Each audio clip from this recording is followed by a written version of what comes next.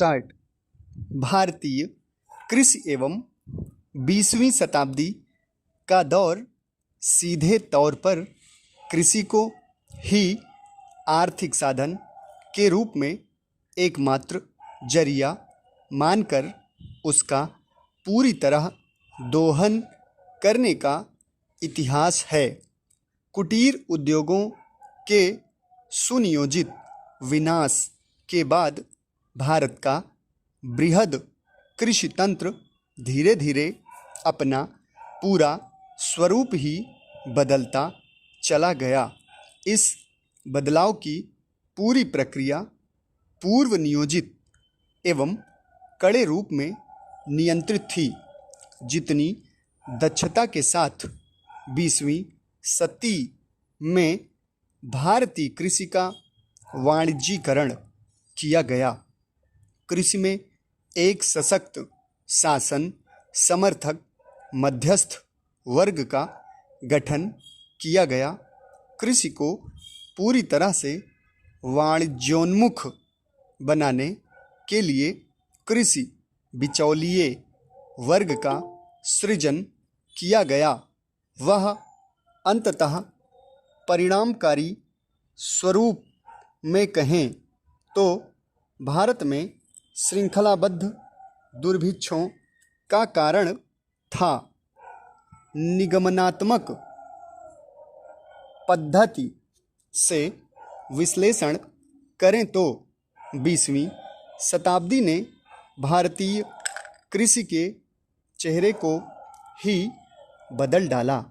दुर्भिक्ष के कारण व्यापक जनहानि के बाद जनसंख्या वृद्धि का विस्फोटक स्वरूप लगभग प्रतिक्रियात्मक माना जा सकता है, जिससे कृषि विषयक मांग एवं पूर्ति की प्रक्रिया ही असंतुलित हो गई। भारत में कृषि संकट का इतिहास कई मायनों में इतना पुराना नहीं जितना मार्क्सवादी व्याख्याओं में बताया जाता है।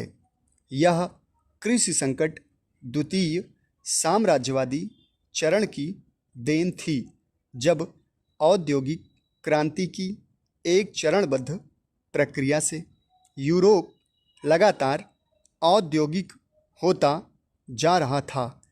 तीसरी दुनिया के देशों पर अधिकार, चीनी तरबूजे का विभाजन और भारतीय उपमहाद्वीप में रेलवे तथा नहरों पर निवेश एक भविष्यदर्शी प्रक्रिया थी, जिसका दूरगामी परिणाम होना था।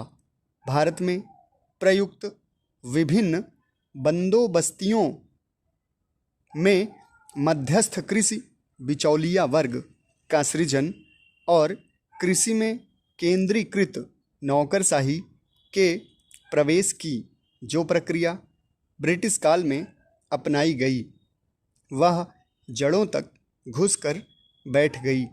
इसी ने कृषि और अन्नदाता को एक अस्थायी दुष्चक्र में धकेल दिया।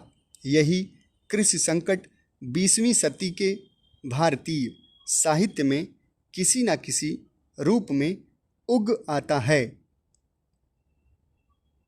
फकीर मोहन सेनापति के कतिपय बांग्ला उपन्यासकारों का कृषक जिस रूप में विपन्न है, वह पूरी तरह से व्यवस्था के दुष्चक्र से दबा कुचला है।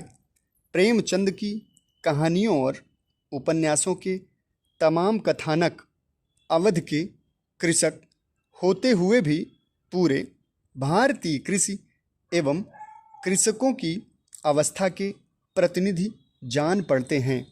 पूस की रात कहानी का संदर्भ और गोदान का होरी जितने प्रतिनिधि हैं, उतने ही व्याख्याता भी साहित्य किसी न किसी रूप में अपने समाज की वास्तविकता का प्रतिनिधि होता है, और वह साहित्य जो समाज को ही केंद्र में रखता हो। समाप्त।